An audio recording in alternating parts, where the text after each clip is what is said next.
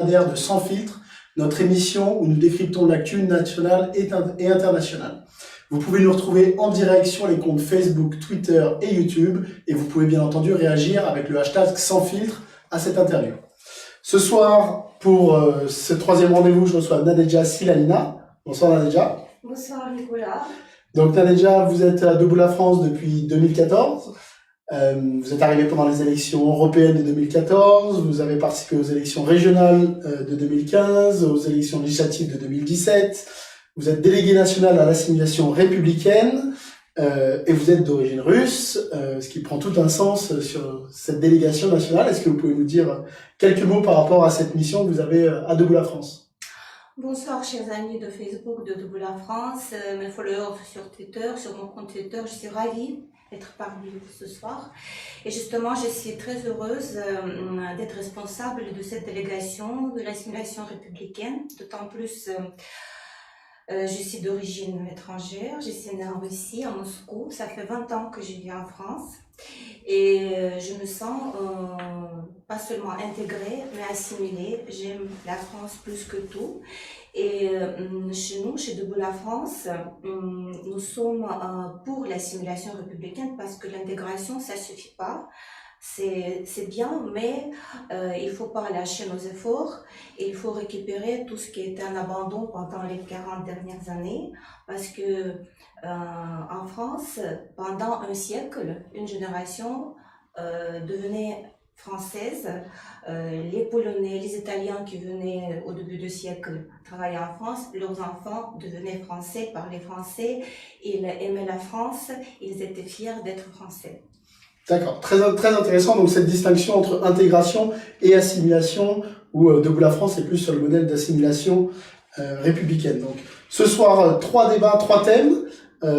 Tout d'abord, acte 11 des Gilets jaunes, encore une mobilisation très soutenue à Paris, mais aussi surtout en province. On a vu des villes comme Évreux, comme Rouen, comme Quimper dans le Finistère, où il y a eu une vraie mobilisation des Gilets jaunes et c'était pas passé dans les actes précédents.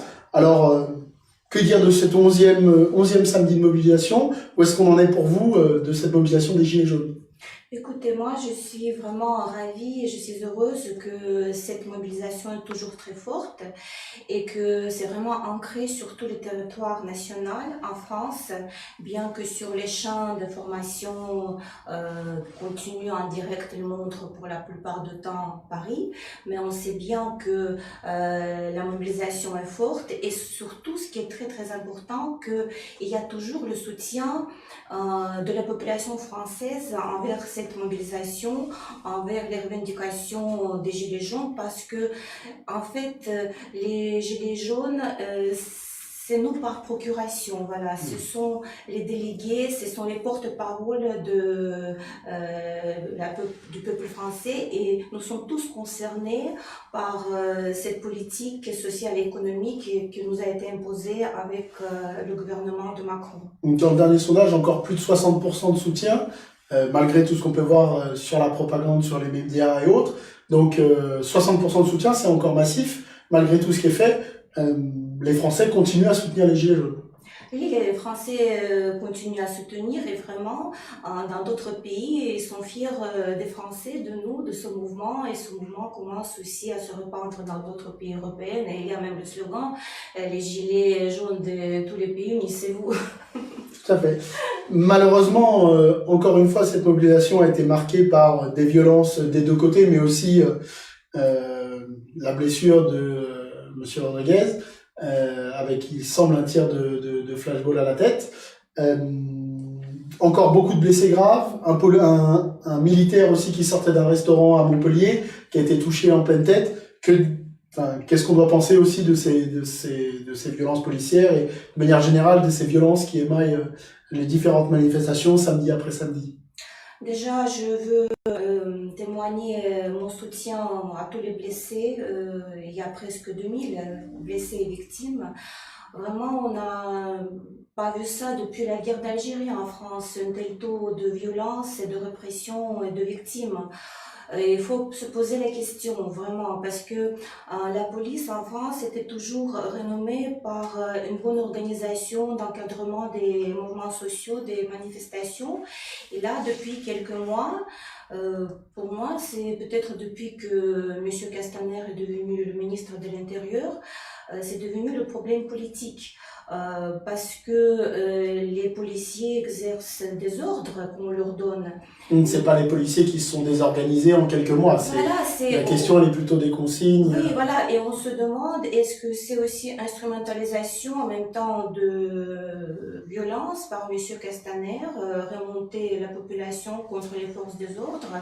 Je pose vraiment les questions, mais vraiment, on n'a pas vu un tel acte de violence envers les manifestants dans aucun pays européen. J'ai pas remarqué ça. C'est vraiment dangereux et très inquiétant. Et donc la question quelle est la position par rapport à M. Castaner en lui-même? Est-ce qu'il doit partir? Qu'est-ce qu'on peut en penser? Est-ce qu'il faut une commission d'enquête? Alors, aujourd'hui, j'ai entendu M. Macron vanter qu'il veut restaurer l'ordre dans le pays, que les Français aspirent à l'ordre, mais il y a deux poids, deux mesures, parce que pourquoi il n'y a pas de répression envers les casseurs, tandis qu'on sait que depuis plusieurs années, les casseurs, tout est permis, il n'y a pas de répression. Encore le 1er mai 2018, les casseurs étaient identifiés, ils étaient bloqués sur un pont. Après, on ne sait pas pourquoi ils ont pu partir et être déployés dans la ville de Paris. Et donc, il n'y avait pas d'acte de répression, tandis que en ce qui concerne les pauvres gens, les gens sans défense, vraiment, qui ne sont pas violents, on peut les taper sans punition. Deuxième sujet d'actualité, grand débat. Ça fait 2 semaines que le président Macron a lancé ce grand débat. Ça a l'air d'être une grande opération de communication où en fait c'est des monologues de Macron envers 60 millions de Français. On pensait qu'un grand débat pouvait être 60 millions de Français qui allaient débattre, mais en fait c'est plutôt l'inverse. C'est plutôt 60 millions de Français qui doivent écouter Monsieur Macron nous expliquer pourquoi est-ce qu'on a tort. Où est-ce qu'on en est? Qu'est-ce que vous en pensez de ce grand débat? Ben, c'est très malin, une opération très intelligente, très réussie de la part de la Macronia. Donc, des heures et des heures sur l'antenne, aux frais de contribuables. Il prépare sa campagne électorale. Il prépare son terrain, voilà. Et donc, on sait bien comment sont organisés ces débats. Ceux qui participent sont bien choisis, les questions aussi bien choisies, les mauvaises questions qui sont mal placées sont écartées. Vous vous rappelez peut-être la maire de la ville de Montauban quand il a parlé de problèmes d'immigration qui ne font pas partie d'ailleurs des questions des débats, tandis que c'est la question primordiale, la question de migration, elle a été huée. C'est vraiment la honte. Et donc, c'est une opération de la communication, une mascarade, et je pense que les Français ne sont pas dupes. Tout simplement, il prépare sa campagne électorale européenne. Mais on voit quand même que certaines lignes sont en train de bouger. Hier, Richard Ferrand a dit qu'il était prêt à bouger sur les 80 km/h route par route. Ce matin ou hier soir, Bruno Le Maire a aussi annoncé ne pas être totalement contre une baisse de la TVA sur les produits de première nécessité. Est-ce que les choses bougent un peu ou est-ce que c'est que de l'esbrouf ou est-ce que c'est que de la communication? Je pense qu'ils seront obligés à faire quelques concessions et ils vont céder un peu, mais ils n'ont pas le droit de lâcher parce que la politique économique et sociale dans notre pays se trouve sous la tutelle de Bruxelles et ils ne pourront pas lâcher. Donc voilà, il faut faire quelques concessions, mais ils vont pas résoudre les problèmes essentiels. C'est le pouvoir d'achat, c'est les taxes, c'est les retraites, c'est les salaires bas. Non. Ce qu'il faut, c'est le référendum de l'initiative citoyenne. C'est ce que chaque samedi, les Gilets jaunes revendiquent, mais c'est le point mort. Référendum d'initiative citoyenne qu'on défend de la France depuis 2012, mais au début de la mobilisation, Édouard Philippe a dit qu'il était plutôt ouvert sur le référendum d'initiative citoyenne, mais là on voit bien que la porte est désormais totalement fermée. Vous pensez qu'il n'y aura aucune avancée sur ce sujet de la démocratie directe et pour que les citoyens reprennent vraiment le pouvoir. Sur ce côté-là, vous pensez que c'est totalement bloqué du côté du gouvernement? Non, on a proposé même chez Debout la France plusieurs référendums et sur l'immigration et sur l'initiative citoyenne, mais notre gouvernement, ceux qui nous gouvernent, ils ont peur de peuple, de la voix de peuple. Et je pense que depuis 2005, on n'a eu aucun référendum en France. C'est clair. Et juste pour le programme de Debout la France pour les européennes, ça sera le référendum d'initiative citoyenne sera dedans. Est-ce que ça continuera à faire partie des choses qu'on va défendre à Debout la France? Effectivement, absolument, parce que nous, c'est la voix de peuple qui compte. C'est donc le référendum d'initiative citoyenne, c'est quelque chose comme le socle de notre programme. On est quand même obligé d'en parler. Dimanche, mobilisation des foulards rouges, donc les macronistes qui ont essayé de se mobiliser. On peut dire un gros bide, 2000 personnes, même si la préfecture a dit 10 000, on a l'impression que ils ont fait l'inverse avec les gilets jaunes, c'est-à-dire que là, ils comptent à la hausse. Principalement des personnes âgées, principalement des chefs d'entreprise. On voit que c'est le cœur de la Macronie qui s'est mobilisé. Qu'est-ce qu'on peut penser aussi de ces foulards rouges?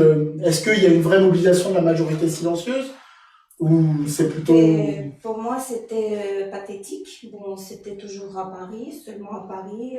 On a vu plutôt des personnes âgées, des retraités aisés, qui n'étaient pas obligés de prendre la voiture pour venir à Paris. Il fallait juste prendre l'ascenseur de leurs immeubles et des appartements parisiens. C'était une agréable promenade et peut-être ils pensaient, je sais pas, que c'était dans leur tête, répéter un peu ce qui était dans 1968, mais bon, c'était un vide, comme vous avez dit, complètement, et bon, c'était combien, 3 à 5 000 personnes, ça prouve que quand même, la confiance envers Macron est très basse, elle est plus là. Et puis dernier point sur cet aspect des gilets jaunes, on a vu cette liste des gilets jaunes qui veut se monter avec Ingrid Levavasseur qui fait la tournée de tous les plateaux et en particulier celui de BFM. Il semble avoir une vraie stratégie de promotion de cette liste pseudo gilets jaunes. Pareil, qu'est-ce qu'on peut en penser? Est-ce qu'elle est, comme on l'entend, comme on le sous-entend, est-ce qu'elle est vraiment téléguidée par l'Élysée pour affaiblir aussi bien le mouvement des gilets jaunes que les listes Front National, la France Insoumise et Debout la France pour ces européennes? Mais c'est évident que cette liste des Gilets jaunes a été téléguidée par l'Élysée justement pour affaiblir les listes de l'opposition, de Rassemblement national, de Debout la France. Et j'ai écouté il y a quelques jours Ingrid sur le plateau de l'LCI. Et donc, Benjamin Cochu lui a posé plusieurs fois la même question. Vous êtes pour l'Europe des nations ou pour l'Europe fédéraliste? Elle n'était pas capable de répondre à cette question. Je pense qu'elle est complètement dépassée et ne sait même pas de quoi il s'agit. Donc, il sera à la tête de liste sans comprendre qu'est-ce que c'est la politique, qu'est-ce que c'est l'Europe. Et bien sûr, derrière elle, sur la liste, il y aura des anciens socialistes, des macronistes, et puis aussi, il faut se méfier parce qu'il a dit qu'il y a Bernard Tapie qui est donc très favorable voilà, pour les soutenir moralement, mais bon, quelqu'un qui a le casier judiciaire comme Bernard Tapie, chaque élection, il fait son liste au détriment d'un candidat éligible. Voilà. Et c'est un bon point que vous soulevez, c'est la question du programme pour ces européennes, c'est quand même des élections assez importantes. L'Europe est quand même un sujet fondamental où beaucoup de choses sont décidées européens. Il y a besoin d'avoir une clarté sur ce qui est défendu par les différentes listes. Voilà, nous on a un programme aux Amoureux de la France, à Debout la France pour ces élections. Voir les gilets jaunes, des pseudo-gilets jaunes monter une liste pour même pas défendre, pour ne rien défendre, juste défendre une marque gilet jaune, ça pose vraiment une question et j'espère qu'il y aura une clarification qui sera apportée dans les semaines et que les électeurs ne se font pas duper. Parce que c'est ça le vrai risque. Le vrai risque, c'est que après la présidentielle, où on a quand même tous la sensation de s'être fait un peu voler l'élection, on n'a pas eu un vrai débat et on a eu la présidentielle qu'on a connue. Voilà. On va pas se refaire voler les élections de 2019 sur les européennes. Oui, déjà, elles doivent trouver le financement, voilà, et je suppose qu'il y aura pas mal de sponsors qui vont trouver un financement assez généreux. Mais après, est-ce que ce financement sera légal? Est-ce que M. Macron va répéter deuxième fois sa campagne électorale maintenant par le filial des Gilets jaunes? On va se poser la question. Je pense que quand même, les vrais Gilets jaunes, tous ces gens-là qui sont vraiment dans le besoin, qui sous la pluie, sous la neige, sortent tous les samedis sur les ronds-points, sur les places centrales, ils sont pas dupes, ils vont vite comprendre que cette liste, il ne les représente pas. C'est vrai, c'est vrai. On espère tous que la clarification aura lieu, et puis surtout on espère qu'il y aura une vraie mobilisation de tous ces gilets jaunes qui sont souvent éloignés du vote, et que ça permette aussi en mai 2019 que tout le monde retourne voter, et c'est quand même la meilleure arme que tout le monde a aujourd'hui. C'est très important, oui. Dernier thème, on passe à l'actualité un peu plus internationale. Il y a une crise au Venezuela, avec deux présidents, une situation un peu incompréhensible et inextricable. D'un côté, le président Maduro, élu il n'y a pas si longtemps, légitimement reconnu par la communauté internationale. De l'autre côté, Juan Guaidó, président de l'Assemblée nationale qui s'est autoproclamé président en raison d'une supposée vacance du pouvoir. D'un côté, les États-Unis et certains pays européens qui reconnaissent Juan Guaidó, alors que de l'autre côté, la Russie, la Chine, la Turquie. Comment est-ce qu'on peut regarder tout ça? Comment est-ce qu'on peut essayer de comprendre tout ça? C'est assez obscur, assez complexe. Écoutez, pour moi, c'est quand même ahurissant parce que c'est un État souverain, donc Maduro. Bon, Venezuela, c'est un pays riche. Il y a du pétrole, mais je pense que ça a été mal géré. Maduro a été élu d'une façon légale et donc la communauté internationale a approuvé la victoire de Maduro.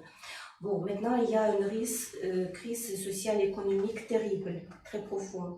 Mais il ne faut pas penser que Maduro est isolé parce que de son côté, il y a les couches populaires les plus pauvres qui ont reçu quand même, après son élection, quelques mesures favorables sociales. Et puis aussi, il y a l'armée de son côté.